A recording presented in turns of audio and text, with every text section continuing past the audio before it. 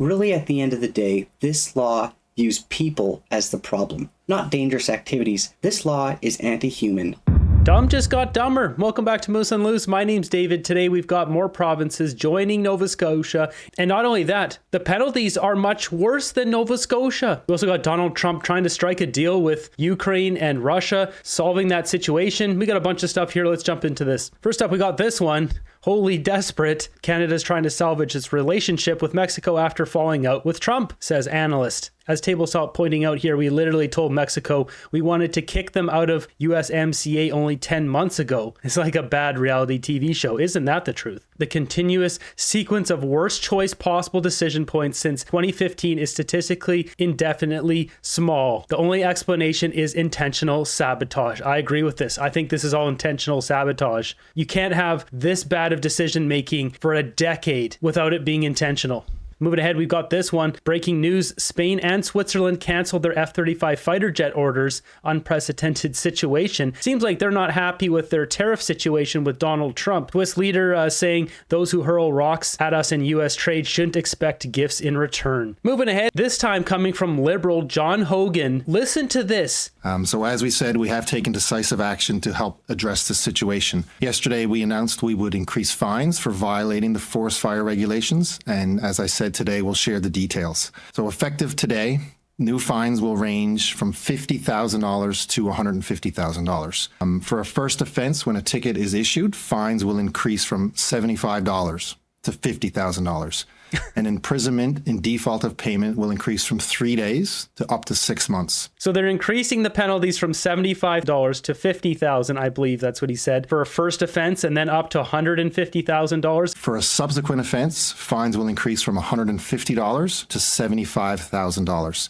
Imprisonment for not paying will increase from 6 days to up to 6 months. Where there's a summons issued, a first offense, fines will increase from $500 to $50,000 to $100,000 range, and imprisonment will increase from up to 3 months to up to 1 year. For a subsequent offense, fines increase from a minimum of $1,000 to $75,000 to $150,000. It sounds like he's speaking on repeat, but he's not. I assure you he isn't. And imprisonment in default will be increased from up to 3 months from up to 1 year. It's very clear that these penalties for violating the regulations needed to be higher, and everyone needs to take this very seriously. And I think it's very clear that the size of the increases and the penalties, including imprisonment, that we mean business, and we want people to listen and take this seriously. So between 50,000 and 150,000, how did we arrive at those numbers, and why did you decide to go that high with those? So we looked at other fines, I guess, across the country. We certainly looked at where ours were, and they were incredibly low. And that's not surprising given the fact that, wildfire season like this certainly wasn't contemplated when that legislation was drafted. I mean, times changed, and here we are now. I think it was definitely appropriate to increase the fines by a serious, significant amount, not only to send a message that we mean business, but to punish individuals in the event that they do break the regulation. So, those laws and those penalties always have several factors into why we arrive where they are, and it's for deterrence and for punishment. The Premier of Newfoundland and Labrador isn't the only one. We've got this buffoon, Liberal Susan Holt, doing the same thing. The entire province is in an unprecedented situation, and it is getting worse. So we're here on a Saturday afternoon to ask all New Brunswickers to get out of the woods and to stay out of the woods. So she hasn't put in the same sort of fines. She doesn't have any penalties, and there's no fines. There's no jail time. She's telling people not to go in the woods. I'm sure this is going to change here in a couple of days. With that said, we do have a fire here in Nova Scotia in the grass. Upon arrival, crews promptly located contaminated small grass fire. Does that mean lawnmowers are off limits now? No more mowing your lawn. Don't want to start any fires, so better not mow lawns anymore. Preliminary investigation suggests the fire was accidentally ignited during mowing activities. There it is. While current fire restrictions do not prohibit lawn mowing, residents are reminded that striking a rock with a lawnmower blade can cause sparks. Then why don't you ban lawn mowing, cigarette butts in the grass, campfire stoves, anything that can cause fires, and not walking in the woods? So they're not going to ban lawn mowing, which by their own words here can cause a fire, but they ban activities that can't cause fires. Was it because someone walked in a forest? Here comes a ban on lawnmowers. I mean, it's their own words. They said the lawnmowers started started the fire. You'd think they would ban that first over people hiking. They're attacking Canadians' mental health. This has nothing to do with stopping forest fires. With that, we've got the JCC ready to fight this in court. We've got Marty Moore here, a constitutional lawyer, saying basically this is a bunch of bullcrap. Nova Scotia order banning people from the woods is bad and probably worse than you think. It's really a climate change power grab. The legislation enabling this kind of order is expressly premised on the idea of fighting forest fires in a changing climate.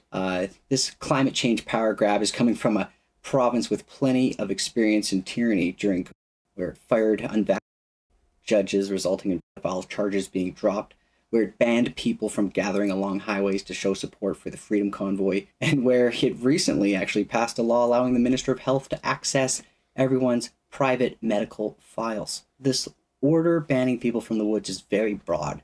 It applies even to private property. The order itself states that entry into the woods for purposes of traveling, camping, fishing, or picnicking, or any other purpose without a valid travel permit in all counties in Nova Scotia is prohibited.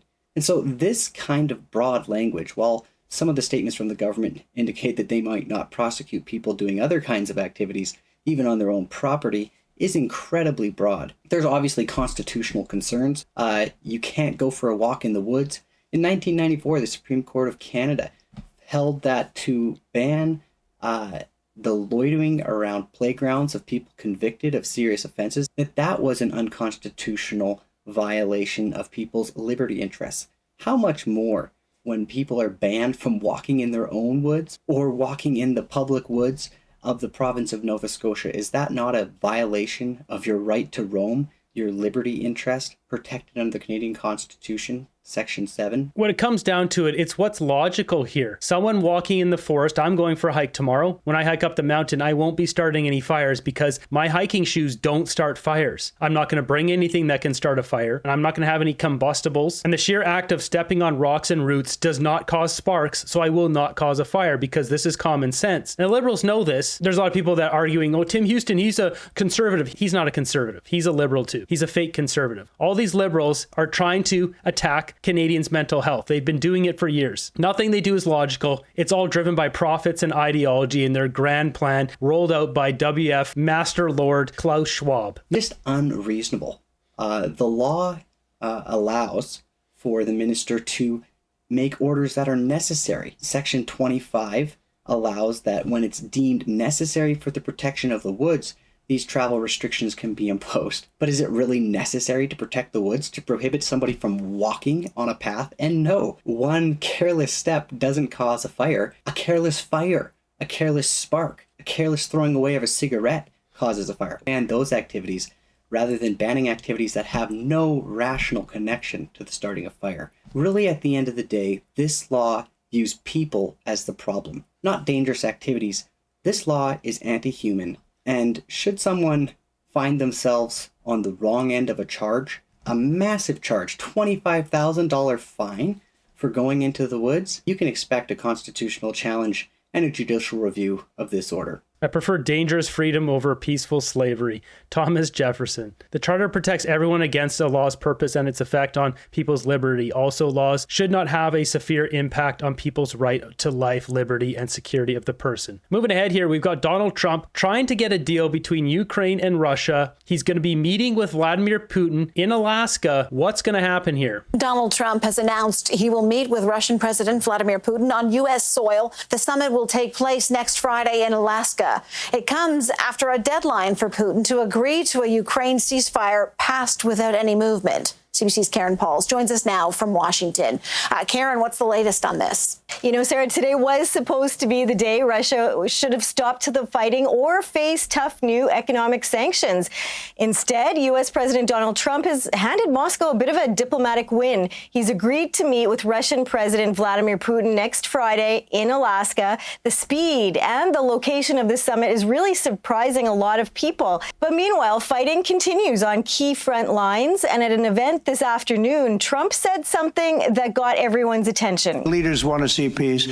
President Putin, I believe, wants to see peace, and Zelensky wants to see peace. Now, President Zelensky has to get all of his everything he needs, because he's going to have to get ready to sign something, and I think he is working hard to get that done. Will Zelensky have to give up territory, Mr. President? Well, you're looking at territory that's been fought over for 3.5 years with, a lot of Russians have died, a lot of Ukrainians have died.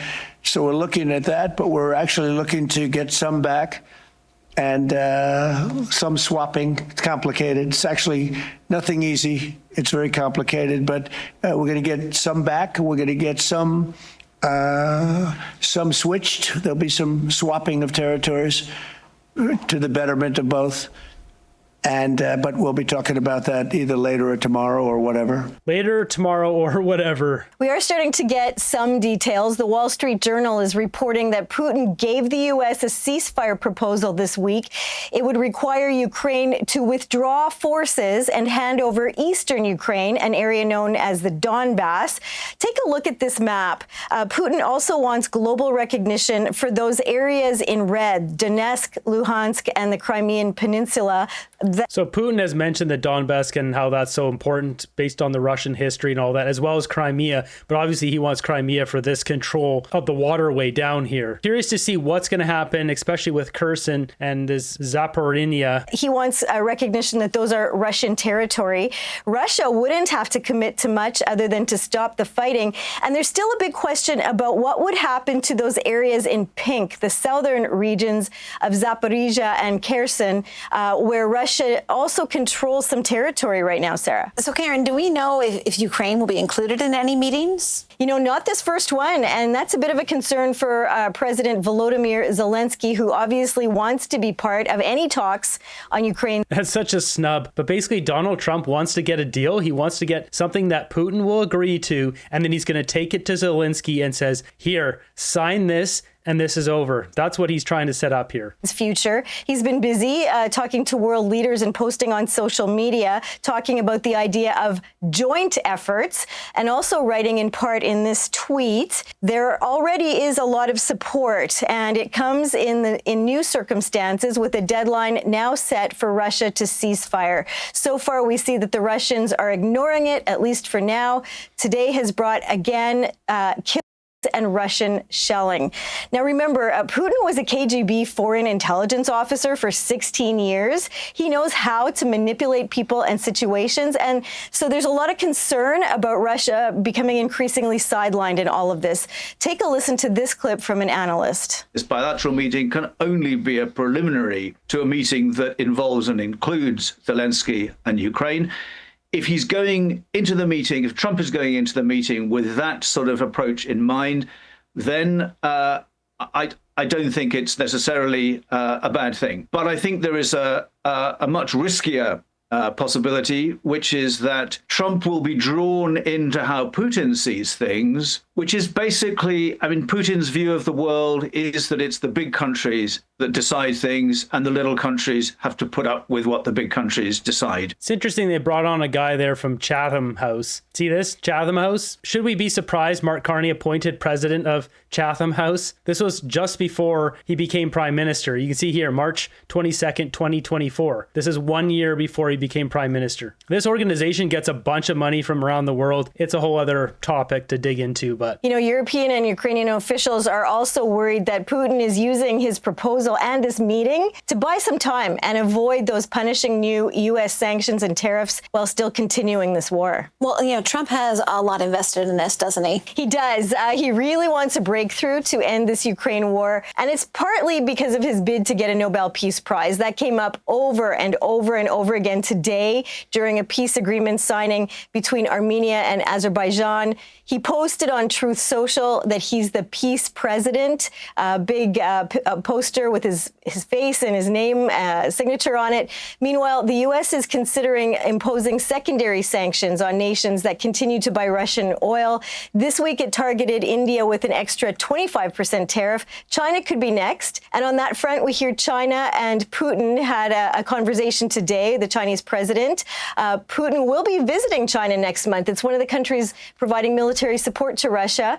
We've also seen the Indian Prime Minister post on social media that he had a call with Putin today. Of course, on Wednesday, Trump imposed an additional 25% tariff on India for buying Russian oil, which again is helping to finance the war against Ukraine. So, Sarah, it looks like it could be a busy weekend heading into another chaotic week here in Washington. It's interesting she referred to Xi Jinping as China and Putin versus Xi or Xi Jinping. So now we have seen Zelensky come out and reply to this. It says breaking, Zelensky just rejected Trump's so-called peace deal that would force Ukraine to give up land to Russia without their consent. Ukraine must decide its own future, not Trump. So this is coming from Trump Lie Tracker account on X. So that's why you got a caption like that. Шановні українці, українки. Президент Трамп оголосив про підготовку своєї зустрічі з So President Trump announced meeting with Putin in Alaska, very far away from this conflict, which is raging on our land against our people, and which anyway can't be ended without us, without Ukraine. So he's basically saying, no,